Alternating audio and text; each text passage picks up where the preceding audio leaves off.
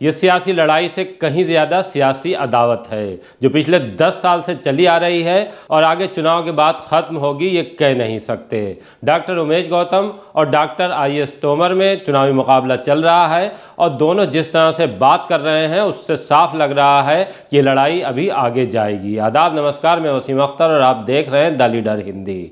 निकाय चुनाव के लिए आज मतदान हो रहा था। बरेली में द लीडर हिंदी ने जब डॉक्टर उमेश गौतम और डॉक्टर IAS तोमर से बात की तो दोनों ने जिस तरह से एक दूसरे पर चुनावी तीर चलाए उससे साफ मैसेज है कि ये सियासी लड़ाई से कहीं ज़्यादा सियासी अदावत है जो ना अभी ख़त्म हुई है और ना आगे ख़त्म होने का नाम ले रही है। आइए आपको सुनवाते हैं कि द लीडर हिंदी से बात करते हुए निवर्तमान महापौर ने तहसील सदर में वोट डालने के बाद क्या कहा और रामपुर गार्डन में पूर्व महापौर डॉक्टर IAS तोमर ने किस तरह की बातचीत की है। मतदान शुरू हो चुका है। निवर्तमान महापौर उमेश गौतम जी अभी वोट डालने यहाँ आए हैं, वोट डाल दिया है। क्या उम्मीद कर रहे हैं आपके? क्या देखिए, जनता का बहुत समर्थन मिल रहा है, जनता का बहुत प्यार मिल रहा है और जिस तरह से विकास की बहार पिछले 5 सालों में बही है, जनता चाहती है कि वो और तेज़ी के साथ बहे और उस समर्थन, उस जोश के साथ जनता वोट करने आ रही है और कमल तेज़ी से खिलता जा रहा है। जिस तरह से जब दावेदार सामने थे और आप उसके लिए मैदान में थे कि किसी तरह से भी फिर से आप पर भारतीय जनता पार्टी विश्वास जताए, वो लड़ाई आसान थी और अब जो वोट की लड़ाई चल रही वो आसान है? देखिए, लड़ाई तो थी ही नहीं, प्रयास सब लोग करते हैं लेकिन लड़ाई कोई नहीं थी। आप देख रहे हैं एक विपक्ष तय नहीं कर पा रहा था कि प्रत्याशी कौन होगा। तो बरेली के विकास का बहुत बड़ा मुद्दा था और सारी जनता ये चाहती है कि हाँ, जिस तरह से विकास हुआ है उसको और तेज़ी से बढ़ाया जाए। तो कहीं अब कोई बात नहीं है, सभी लोग विकास के नाम पर कमल के फूल को बहुत तेज़ी से खिला रहे हैं।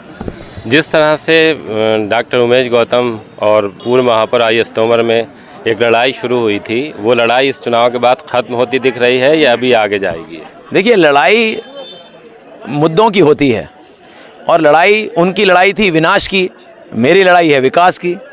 दोनों में बहुत बड़ा फ़र्क है। मैं चाहता हूँ बरेली की जनता तरक्की करे, वो लोग चाहते हैं बरेली की जनता जहाँ है वहीं बैठी रहे। तो ये विकास की लड़ाई है और कोई लड़ाई नहीं है और विकास बरेली की जनता ने स्वयं देख लिया है।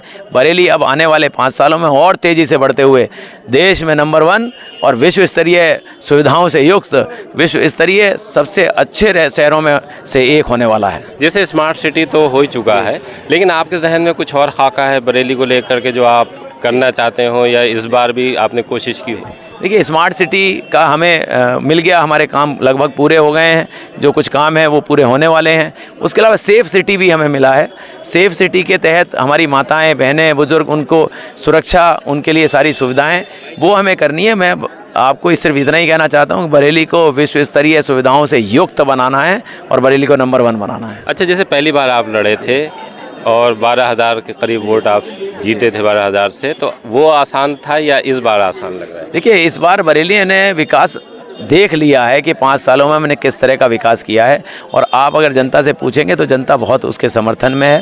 जनता पूरी तरह से चाह रही है कि जिस तरह से ये विकास हुआ है इसी की अविरल धारा बहती रहे और ये विकास और तेज़ी से बरेली में सरपट दौड़े और उसी के लिए जनता वोट करने निकली है और कमल को तेज़ी से खिला रही है। और निकायों में जो मतदान चल रहा है वो ज़्यादा है, लेकिन अभी नगर निगम में कम दिखाई दे रहा है, क्या कहेंगे? बरेली में अब परसेंटेज लगातार बढ़ रही है। जिस तरह से 12 से 17 आधे से पौन घंटे में बढ़ गई थी, मुझे लगता है अगर अभी चेक करेंगे तो अभी 25 से ऊपर हो गई होगी, क्योंकि जितने बूथ हम घूम रहे हैं वहाँ पर 25% से ऊपर हो चुकी थी।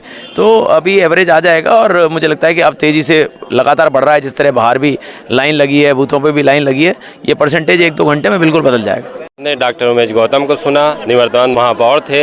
हम और भी कैंडिडेट से बात करेंगे। ये तो देखिए डिसीजन होता है मशीन के ऊपर, लेकिन जीत होगी ये निश्चित। मशीन के ऊपर आप बता रहे हैं किस तरीके का? मशीन का मतलब वोट के ऊपर। अच्छा, वोट कितना पड़ रहा और वोट कहाँ पड़ रहा उस पर होगी, लेकिन जीत निश्चित होगी। ये कहना कि सब 20,000 से 10,000 से 50,000 से ये मैं नहीं कहता जी। मैं ये कहता हूँ जीत निश्चित होगी। किससे मुकाबला है आपका? भ्रष्टाचार से और किसी से नहीं। चुनाव में तो आमने सामने की टक्कर हुआ करती है। दरअसल भ्रष्टाचार विकास के मुद्दे तो अपनी जगह पे होते ही हैं। भैया, है तो भ्रष्टाचार से मुकाबला। अब तो भी ढूंढ लो भ्रष्टाचारी कौन है। भ्रष्टाचार से मुकाबला, भ्रष्टाचारी आप ढूंढ लो। और भ्रष्टाचारी दैनिक जागरण में अपने आप पैदा हो गए थे। जब मैंने कहा मेरी लड़ाई भ्रष्टाचार से है तो एक सज्जन कूद पड़े कि भाई आपकी तो मैंने 10 साल की फाइलें देख ली और भ्रष्टाचार सब है। मैंने कहा भाई मुझे FIR करा के जेल भेजो, और तुम नहीं भेज पा रहे हो, मैं आ गया तो मैं भेज दूंगा तुम्हें।